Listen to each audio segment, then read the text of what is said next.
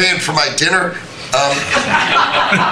The External Revenue Service, right? You've got the tariffs and the hundreds and hundreds of billions of dollars coming in to build the External Revenue Service. That our objective, of course, is to replace the Internal Revenue Service and let those outside countries trading with us, let them pay their fair share to America. Donald Trump is running the No Accountability Administration. If you leak war plans, he doesn't care. Move on. If you cause a measles outbreak, he doesn't care. Move on. And when he crashes the economy, he doesn't care.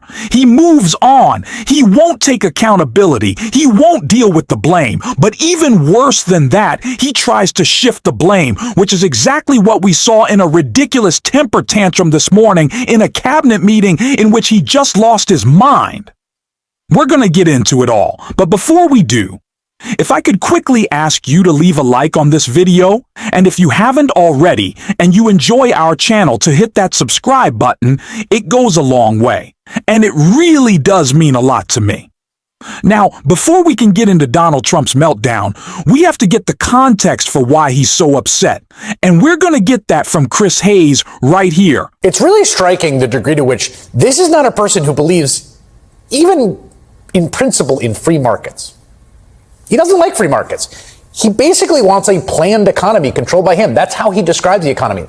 That means he's allowed to run the country like a kind of corrupt mafia state, right? Where he shakes down big companies, he views his adversaries, he cuts sweetheart deals to his friends.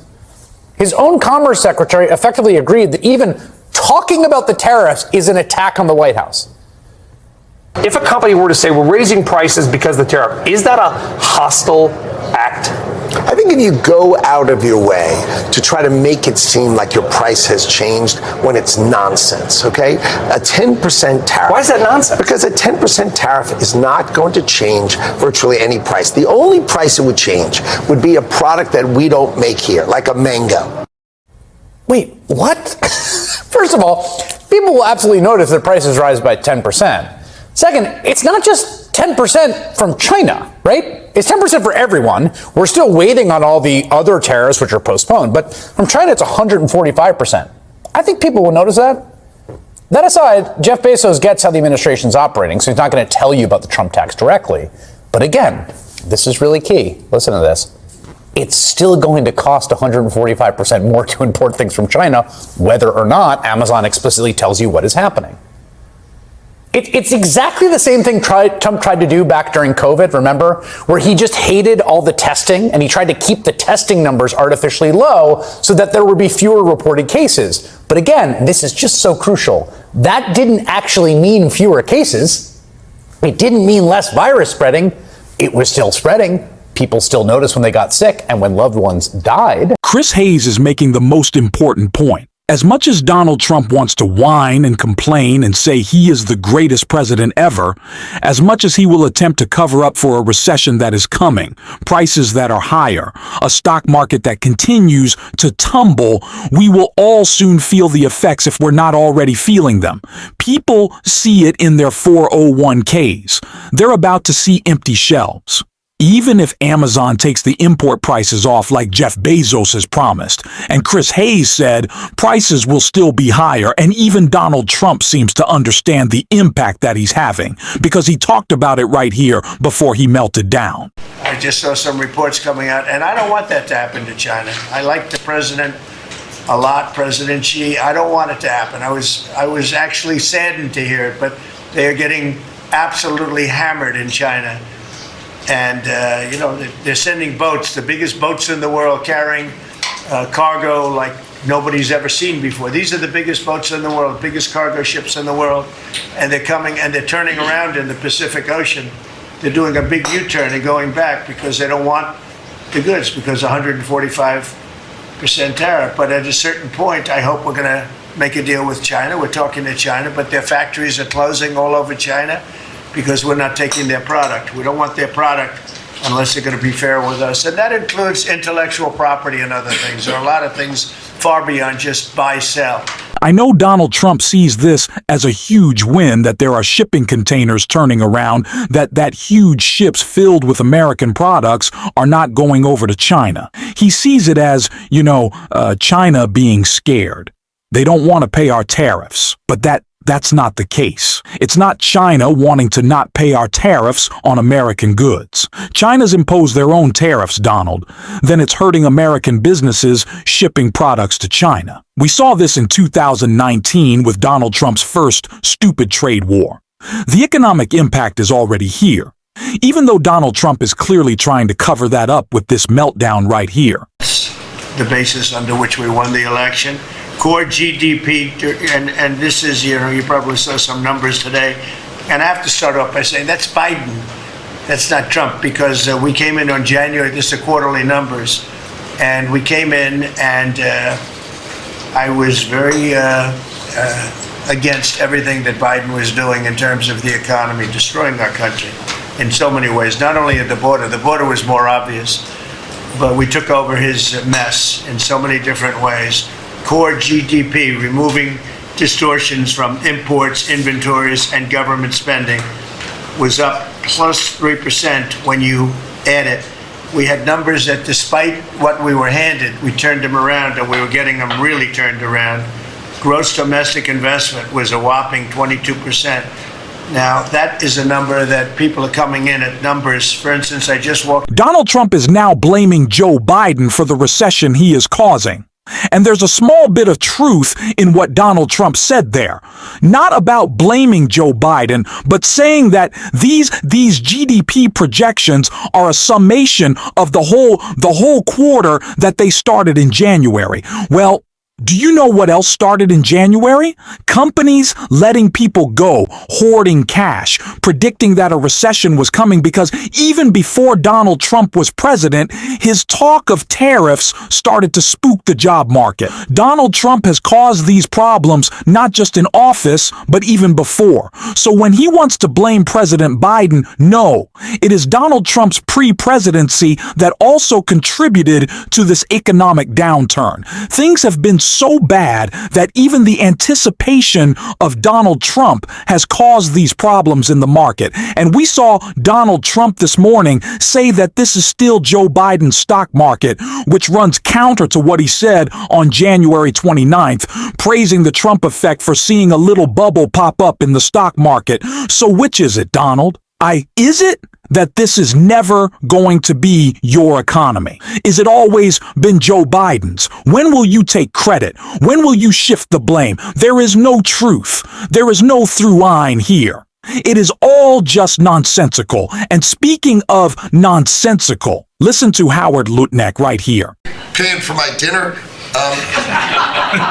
The External Revenue Service, right? You've got the tariffs and the hundreds and hundreds of billions of dollars coming in to build the External Revenue Service. That our objective, of course, is to replace the Internal Revenue Service and let those outside countries trading with us, let them pay their fair share to America. All of the talks around the money that we were going to bring in from tariffs have fallen pretty flat pretty quick. Howard Lutnick is saying that we're bringing in hundreds of billions of dollars. We're going to bring in hundreds of billions. Well, that's not true. The wild projections that Donald Trump made for his tariffs, thinking that billions were going to be coming in daily, it's not even close. It's not even half that. The amount of imports coming in has dropped so significantly that any projections Donald Trump had, or his administration, Scott Bessent and Howard Lutnick had, they're nowhere close. But also, let's return to this point. If the tariffs are just leverage, then there is not an actual cogent plan of an external revenue service. If you want to make a deal with China, you're not going to be bringing in money from tariffs on China if you're getting rid of the tariffs. There is no thought to any of this. And also, I just have to point out, we started by talking about Amazon. Howard Lutnick is talking about the money that the United States is and will bring in because of import charges. That is what Amazon was listing, the import cost, which Howard Lutnick is talking about as being huge and making America a lot of money. So which is it? These people have so much cognitive dissonance and completely misunderstand what they're saying. They are moronic. They do not know what they're talking about. The math is not mathing, which is exactly what Congresswoman Stanberry had to say about Donald Trump's tax cuts for billionaires in this takedown right here. We're in the Oversight Committee. Our jurisdiction is overseeing the federal government. And so this committee has been instructed through those resolution instructions to cut funding to supposedly offset cuts. So where are they trying to find those cuts? They're trying to find those cuts on our federal workers' backs. Now, let's be clear. Over the last 100 days, Donald Trump has fired over 200,000 probationary employees. Over 75,000 people have been forced to retire or leave the federal government.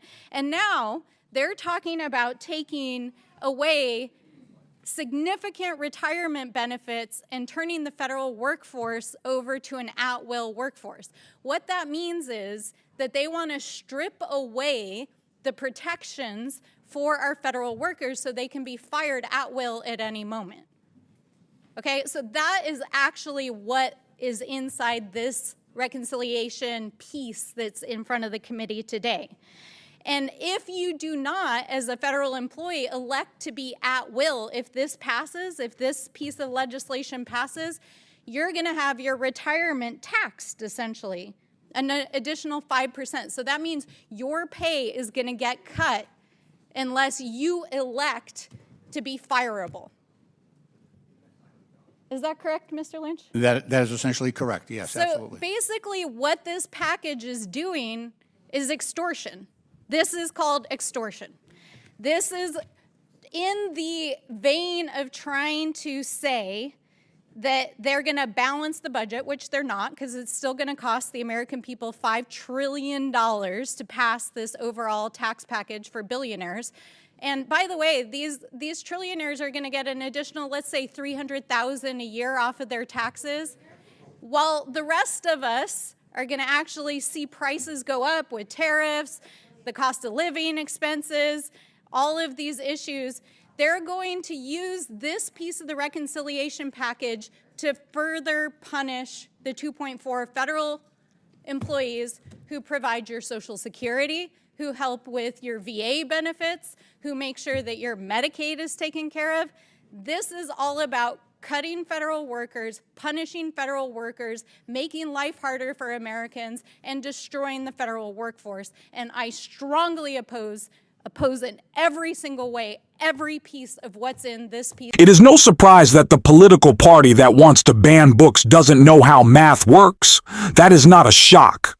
That shouldn't come as a surprise to anyone, but it is certainly something we need to call out, which we are going to on this show every single day. And if you want to support that, as always, you can hit that subscribe button, leave a like on this video, and if you stuck around to the end, drop a blue heart in the comments. And until next time, I'll see you soon.